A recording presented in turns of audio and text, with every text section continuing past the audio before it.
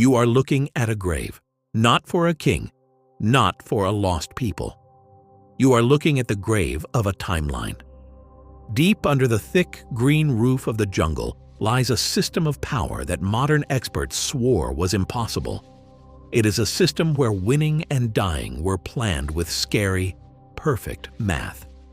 For hundreds of years, we have been fed a comforting story. We are told human history is a straight line, a steady climb from the dirt to the stars. We want to believe the ancient world was simple and wild. We want to believe that we, sitting in the comfort of today, are the smartest humans to ever live. This is the pride of the modern age, and it is a lie. In May of 2025, the lie broke. Millions of lasers rained down from the sky, cutting through the jungle leaves. This light-scanning tool was not looking for gold. It was looking for the true shape of the Earth. The data bounced back to screens in cold, quiet rooms. What the leaders saw there, glowing on the map, they could not understand. The jungle had not grown over a few simple huts. The lasers peeled back the trees to reveal Los Abuelos. 16 square kilometers of perfect math. A massive, highly advanced city hidden in plain sight. This city is over 2,800 years old.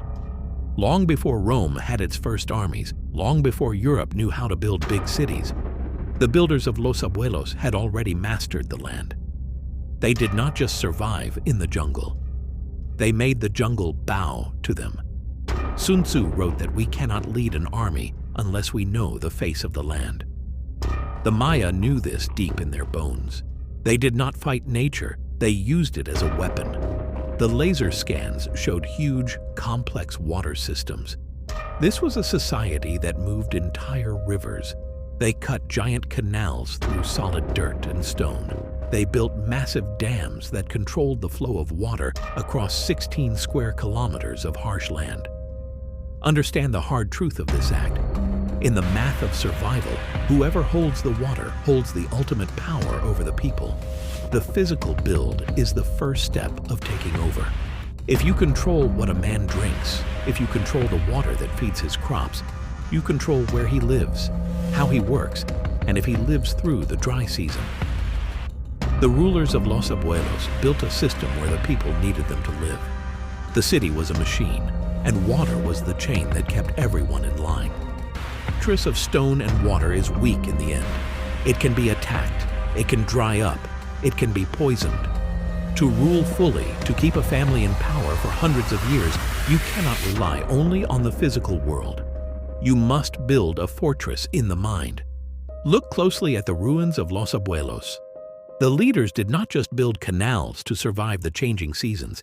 That is how a modern, logical mind thinks. The ancient mind worked on a totally different level. We thought they moved the water to feed their people. We were blind. The water was a mirror for the sky, and the first move in a mind war against their own citizens. Welcome to the center of the maze. At the very heart of Los Abuelos, standing tall in the open squares, are the statues known as the grandparents. These are giant stone faces and huge stone tables, carved between 500 and 300 years before the Common Era. To a normal person, to a tourist taking pictures, this is just old religion. It is just silly beliefs carved in rock. But to a master planner, it is a brilliant piece of mind control. The highest form of war is to win without fighting. How do you make sure that tens of thousands of people never fight back? How do you stop the starving, tired masses from rising up against the rich few? You do not use swords. Swords get dull. Armies turn against you. Fear of violence brings anger, and anger brings revolution. You do not use the sword, you use the sky. The early Maya kings built perfect towers to watch the stars. These were not built for science.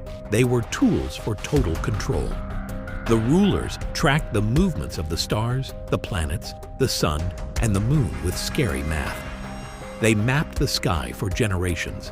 They held the secrets. And in any time in history, secret knowledge is power. Because they held the calendar of the sky, the leaders made themselves look not just like kings, but like masters of reality. Imagine the mental power. They knew the exact moment the sun would go dark during an eclipse. They knew the exact hour the rain would return to fill the great canals. When the king raised his hand on top of the pyramid, the sun went dark. When he hit the great stone table, the sky opened and the rain fell. To the thousands watching below, this was not science. It was magic. Praying to the dead ancestors was not blind faith. It was a perfectly planned tool of control. The grandparents were not just statues of the dead. They were the silent guards of an invisible prison. The leaders owned the gods. They convinced the people that without the king, the sun would not rise and the food would turn to dust. They traded the fake promise of cosmic order for total, unquestioning obedience. But total power is heavy. It takes constant, tiring work to keep up. The fake magic must be fed. And as hundreds of years passed, as the empires grew bigger and the world around them got more dangerous, the price to keep up the magic grew incredibly dark. The kings of Los Abuelos controlled the water, they controlled the stars.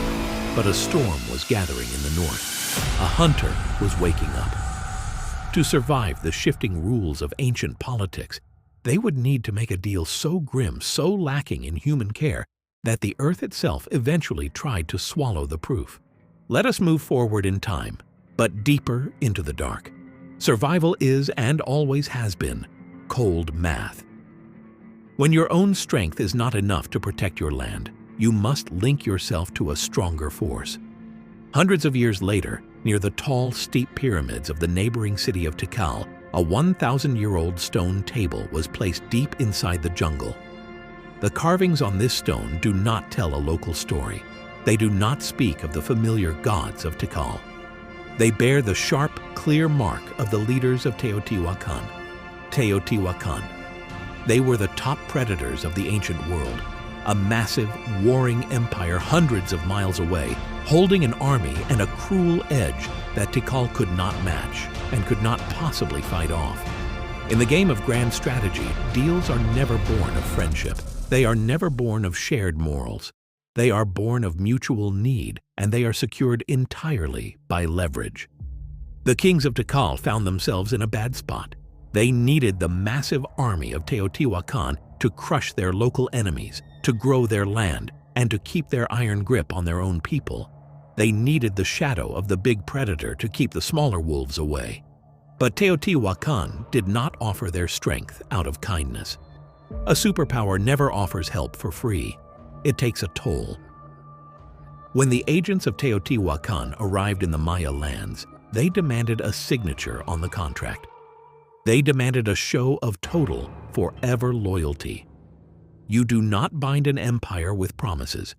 You do not bind them with gold. You bind them by making them partners in a crime. A deal written in ink can be burned when the winds of power shift. A deal written in blood is forever. The stone table found at Tikal was not made for prayer. It was a table of trade.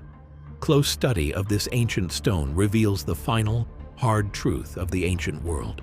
The ritual killing of a child. Do not look away. Do not judge history through the soft, safe eyes of the modern world. In the math of empire, innocent life was the highest money available. To the Maya leaders, killing a child to seal a military deal with Teotihuacan was not an act of crazy religion. It was not wild behavior.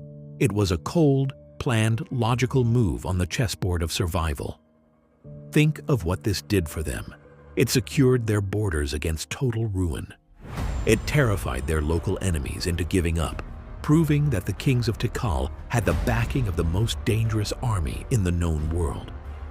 It proved to the Teotihuacan generals that Tikal was willing to cross any moral line to keep their shared power. And most importantly, it drove home the final, terrifying trick to their own people. It proved that the kings were the final judges of life and death, beings totally free from human morals or grief. Everything you have been told about the straight-line growth of human society is a comforting lie. We want to believe that the past was simple and that we are the peak of smartness. The laser data showing the massive water grid of Los Abuelos, the mind-controlled tools of the star towers, and the blood-stained trading table at Tikal prove otherwise. Thousands of years ago, human beings possessed advanced earth-building, mind control over the masses, and a cruel planning math that matches any modern superpower sitting at a world peace table today. They understood leverage. They understood the show of power. They understood that to rule the physical world, you must first conquer the mind, and to keep the mind conquered, you must sometimes show absolute terror. The jungle did not swallow these grand, scary cities because their builders were weak. The jungle did not eat them because they were simple. The earth swallowed them to keep their secrets safe from a modern world that is too soft to understand them. The ancient world was a masterclass in the math of power. We are only just now learning how to read the numbers. The lesson is written in the stone, in the water, and in the sky. Power is not given. It is built. And the rules of how to build it have never changed.